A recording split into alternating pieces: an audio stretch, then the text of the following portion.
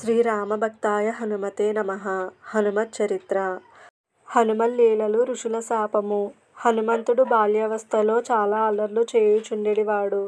అసలే వానరుడు, అందులో బాలుడు. అదియునుగాక దేవతల వలన పొందిన వరబలము తోడు నీడయున్నది. ఇవన్నీయు అటులుంచగా రుద్రాంశతో ఆవిర్భవించినాడు. ఆయన ఋషుల ఆసనములను తీసుకుని పోయి చెట్ల కొమ్మలకు వ్రేలాడదీసెడివాడు. వారి కమండలోదకములను పారబోసెడివాడు. వారి అంగవస్త్రములను చింపి పారవేచెడివాడు.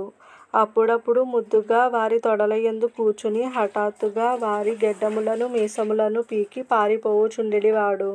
బలాత్కారముగా అతనినెవరూ ఆపలేరు కదా. అతడు పెద్దవాడగుచుండెను. విద్యాభ్యాస వయస్సు వచ్చినది. కాని అతని బుద్ధి చాపల్యములో మాత్రము మార్పు రాలేదు.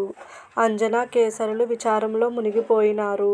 వారు తమకు తోచిన అనేక రీతుల ప్రయత్నించిరి. కాని హనుమంతుడు దారిలోనికి రాలేదు. అప్పుడు వారు మహర్షులనాశ్రయించి, మహానుభావులారా, మీరు దయచూపవలెను, లేనిచో మా కుమారుడు బాగుపడడు అనిరి.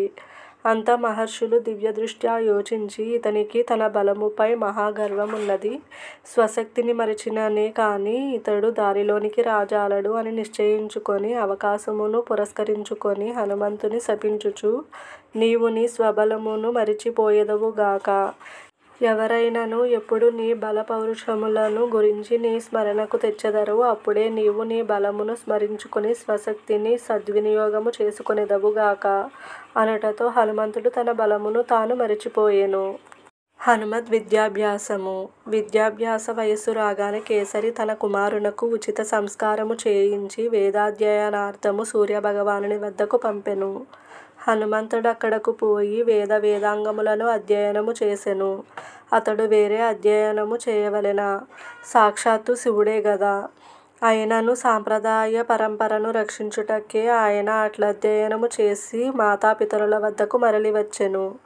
సూర్యుని కరుణ వలన తమ కుమారుడు సర్వ విద్యా పారంగతుడగుట చూచి ఆ తల్లిదండ్రులు అమితానందమందిరి.